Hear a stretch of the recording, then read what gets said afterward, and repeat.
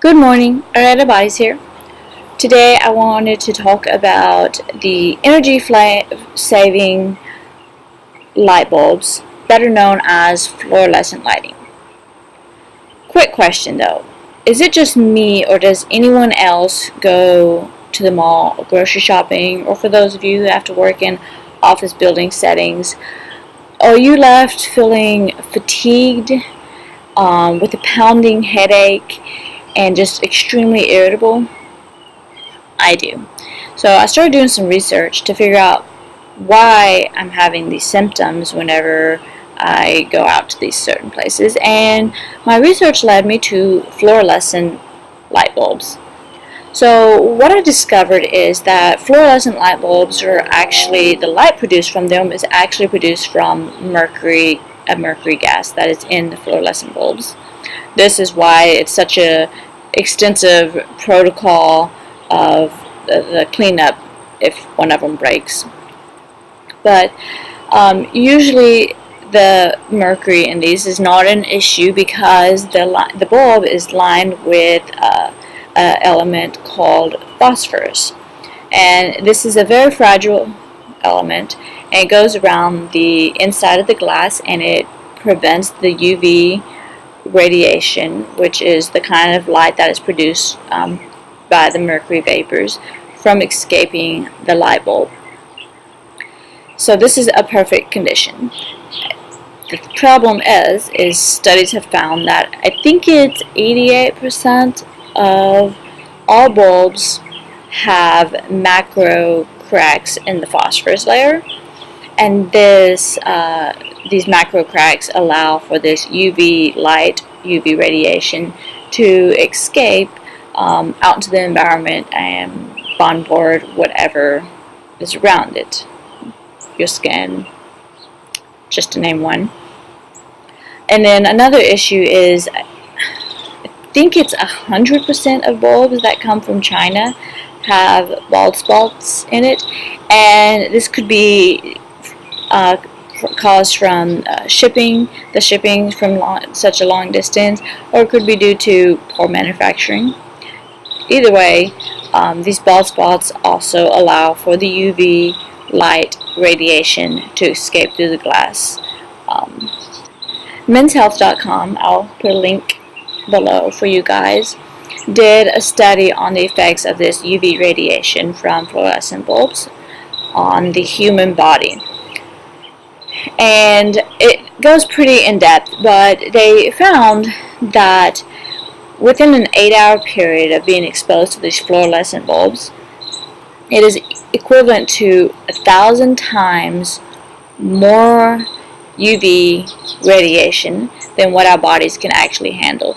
So just imagine for the office workers, you're working under these fluorescent bulbs and you're just being radiated by UV radiation all day. And then for those who have innocently chosen to put these energy efficient light bulbs in our home, then you go home and you're radiated once again by UV radiation in your home.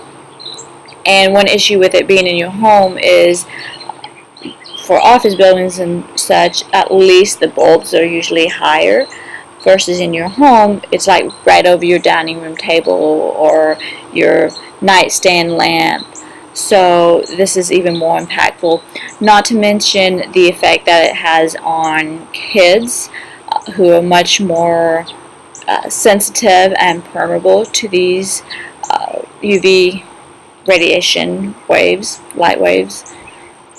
And just imagine, I think most schools nowadays all have fluorescent lighting in it, so your kid's exposed to this all day, and then if you have it in your home, then they go home and they're exposed to the UV lighting in the home. And honestly, it's just crazy if you think about it. You're voluntarily allowing yourself to be radiated every day by this UV radiation. No wonder cancer rates are going up and we're aging faster than ever. Before you go out and buy some more bulbs, think about the consequences of saving $10 or whatever it might be a month on lighting. Another issue with fluorescent light bulbs is the fact that they don't produce full spectrum of light. So for the sunlight, for example, it has full spectrum of light, so your body, your hormones and all, it regulates those. Sunlight is actually important in cell rejuvenation, and it regulates your whole biorhythms and your hormones. It produces hormones such as vitamin D and melatonin, just to name two. When you're exposed to this fluorescent lighting, which is a source of blue light, and LED lights as well, it disrupts your body's natural biorhythms and hormone production, especially when you're exposed to these lights towards the evening time, because the blue light is the light that is primarily produced in the morning hours of the day, and then towards the evening you have the red lighting. That's why the sunsets are usually pink and red. The issue here towards the evening is, the lighting here is actually bad, is that it stimulates the sympathetic nervous system, and it downregulates your body's production of melatonin, and therefore you end up with a poor night's sleep. And no wonder, I think it's over 60 million Americans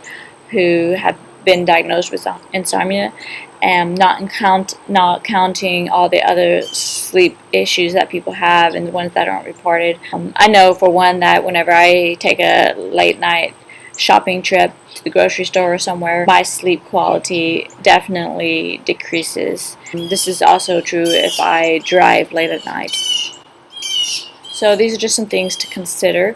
Maybe your sleep issue doesn't need to have take a sleeping pill to be able to sleep at night. Maybe we need to change our lighting source. One reason that the fluorescent bulbs might be causing migraines and just irritability is they actually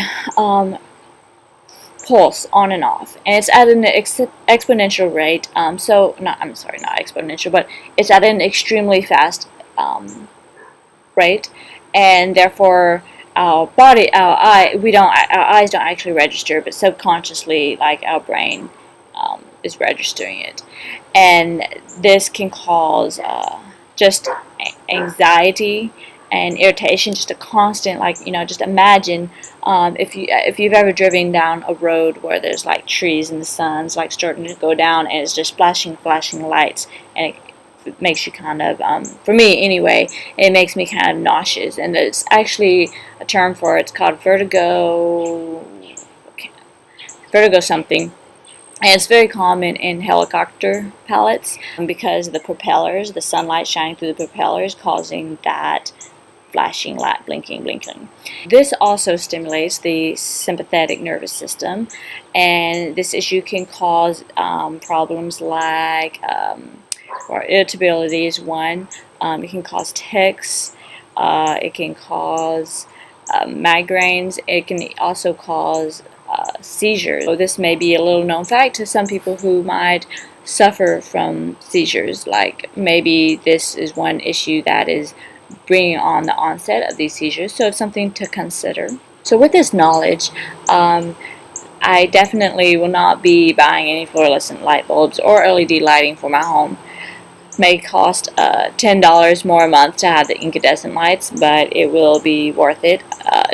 Great alternative, honestly, towards the evening right before you go to bed is to do candlelight, because it produces a warm, natural red light glow, so that helps your body to start producing melatonin. Another step I will take is when I go grocery shopping, they actually make these glasses that are blue light blocking, and they're supposed to help a lot with the hormone disrupting mechanisms that are caused from the UV lighting and the blue lights rather.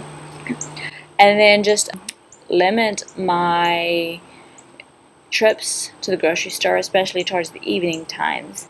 It would be awesome if we could start some kind of movement and awareness for people, especially in like school settings. Imagine the kids who are being exposed to these lightings at a young age when their hormones are all over the place. And I haven't done the research, but I can't imagine what kind of effect it has on these children's hormones and their bodies later on in life. And then the fact that if it it messes your sleep cycle up. Sleep is vitally important for growing and healthy and for all of us, but especially for the children. It would just be great to create an awareness to people and take miniature steps and spread the word so we can be more aware and conscious of the effects of our actions, and just make sure that the $10 we're saving a month isn't negated by the health bill that we have to split buying pills so we can sleep at night. So a few steps that you can take to help mitigate the effects of your exposure to fluorescent lighting, UV radiation from these fluorescent lightings, is one, if you work in a office type building or a hospital or something to where there's no way around being exposed to these fluorescent lightings, is to wear long sleeves to help protect your skin. Another option is to wear the blue light blocking glasses to help mitigate the effects of the blue light on your melatonin production and your hormones. And then another step that you can take is to make sure you're eating plenty of veggies and antioxidant-rich foods, and then getting EPA and DHA in your diet through the source, through fish or supplementation of fish oils. And this will help give your body the nutrients it needs to help rebuild your cells and protect your cells from the effects of this UV radiation that's being exposed to. It's important to make sure we're getting these nutrients, because a lot of people don't eat a balanced diet, and so you're not getting any antioxidants or any truly healthy building material for your cells in your diet, and therefore we have premature aging is at an all-time high. These are just a few easy steps you can take if you don't have an option of not being exposed to this lighting.